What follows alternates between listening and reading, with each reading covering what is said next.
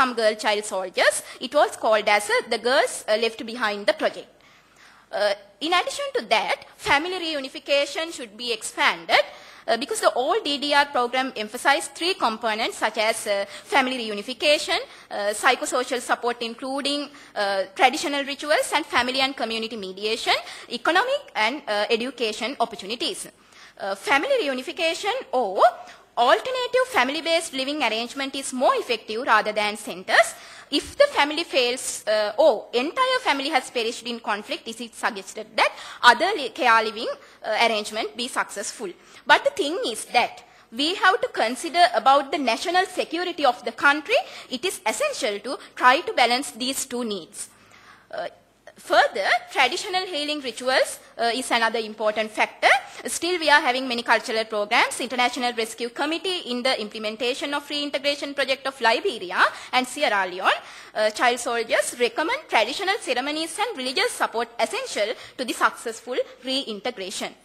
Educational support and skill acquisition is another factor. It is very important for economic reintegration. Regarding that point, I think Sri Lanka is really successful. Excuse As developing country, hello, excuse me for interrupting. Could you finish within a minute or so? Sure. As a developing country, we should have to face with the economic development of the country as well. Last 30 years, the economy of the country was seriously affected by war. We have to overcome that challenge also. So if we can get assistance from other donor organizations, I think it will be success. Within a short period of time, Sri Lanka has achieved its objectives of rehabilitation of child soldiers. Present process is really successful. But if we are able to overcome another challenges, we can expect positive peace in future. Thank you.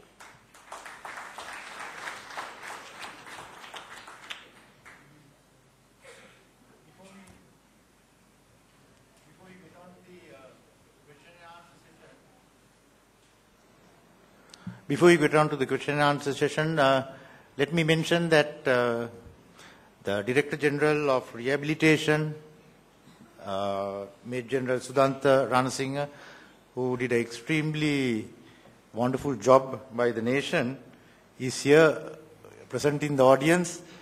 I had the opportunity to chat with him because of the fact that this was one of the topics. I asked him how many child soldiers were rehabilitated and released, how many surrendered really. You said there was a limitation on the statistics. Definitely. He confirmed to me it's 594. These are those aged between 13 and 18 years. So all of them have been rehabilitated and released. It's not, so having said that, it's time for question and answers. We'll take one or two questions before Ms. Udayanganie leaves the stage. Okay, it's your turn.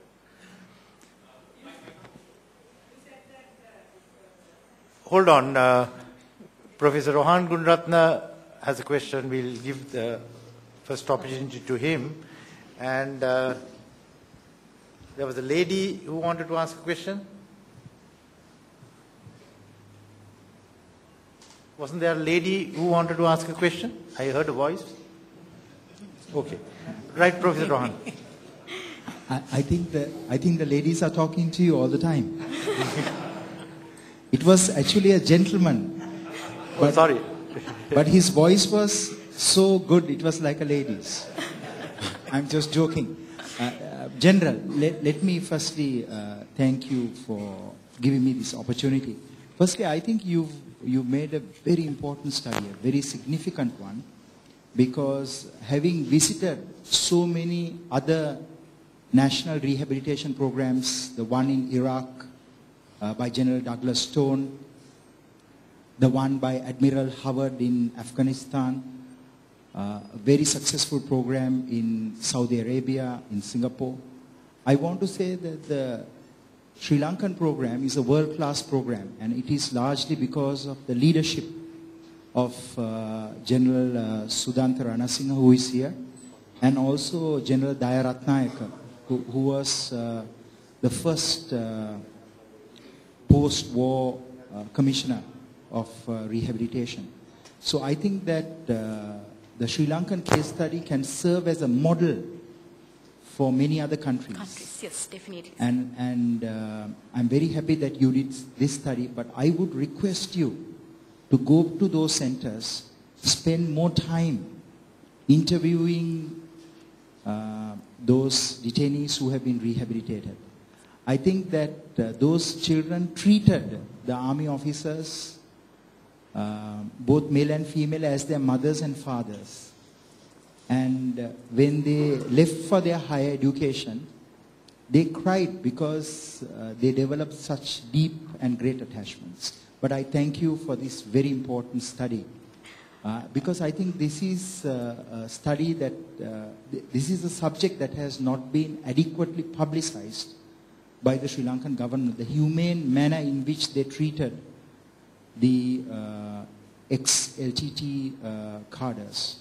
Thank you. Actually, thank you, sir. I think it's a big courage for me, and I try to develop my paper and try to get your idea as well. Thank you. Can I ask? Or can I ask a question, or is it? I just was quite happy to hear from you that educational rehabilitation of child soldiers was done quite successfully. Now, I have worked on child protection for more than 10 years in South.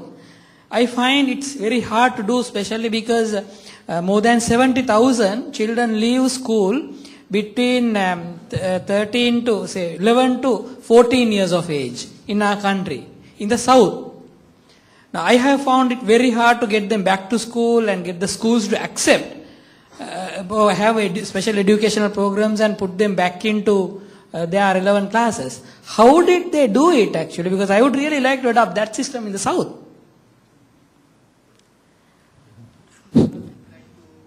I think before coming on to you, I would answer the question from behind. What happens is when the, I'm the, of course, ex-Commissioner General Rehabilitation. I just handed over my duties 2 days before. I'm about to go on another mission. Right. Coming back to your question, we had 594 children, male, female. First thing what we did was winning the hearts and minds. The step one was we removed certain words from our vocabulary. These words like ex-combatants, child soldiers, freedom fighters, former fighters, whatever these words were taken out. Word campus taken out. So we had protective accommodation and rehabilitation centers. And the children, the child soldiers were called our children. So they just became our children from the day they came into us. And there was no punitive action against a single child. All the children were treated as children, and we became their mothers and fathers. Then we asked them what they want. And we really did a psychosocial profiling on each and every one. Understanding the psychological level of those children with the big help of Malkanti Hettiarach, the sister of Professor Rohan Gunratna, and we had clinical psychologists, psychiatrists, all the people working with us. Then we realized their backgrounds. The educational background was far below. Then what we did was we did an assessment and we gave them the option of going through the formal education, and some people given the option of going through the vocational training. Of course, the vocational training was given to the people beyond age of 16. From age 13 to 16 were given the normal formal education, whether they liked it or not. All those children are brought into Colombo to the Hindu College Colombo. We did an assessment. And first we did not push them onto books. We gave them a lot of recreation, give them a lot of mentorship program, a lot of religious activities, the cultural activities. And we opened up their heart and we told them the importance of education. We showed them the importance of education. And little by little the children started getting a liking towards books. Of course, we didn't push them like, if the child is, as per the age, if the child is to go to year 6, we did not push the child to year 6. The child went to that suitable grade. Of course, they were not mixed with those normal children of the school. They were given a special program. So the children came up, but I tell you, exactly after 1 year, as per the legal mandate, all the children were reintegrated and they were handed back to their children through magistrate courts of Vavuniya as per the legal frame. And all those children who went back to their own homes, their villages, were given the choice of their own choosing. The schools, the school what the little boy or girl wanted to go back was given to them. And then we come to the million-dollar question, whether the follow-up action by the probation officers and the probation commissioners and your Ministry of Women and Children, Child Affairs, whether they are following up. So we, after about 1 year, we had a reintegration, interaction program with these children about 6 months before. Then I found there are a couple of problems in the society, and coming back to you, with all your good research, I think this part you missed in your research. What happened after reintegration? Yes. The problem became the responsibility of the probation officer, the probation commissioners, the Ministry of Child Affairs. Did they follow up? Are the children being looked after? Are the children continuing to go to school? What happened? Do their parents using these children for their child labor, domestic affairs? So these things have to be looked into. These 594 children. The Honorable President of the government and Sri Lanka has taken a big action, no punitive action. Big step. They were given just freedom. They became just children. Now this is the area you got to research. What next from the date they got to integrate? I hope I answered your question, and this is some area for you to think of. Thank you.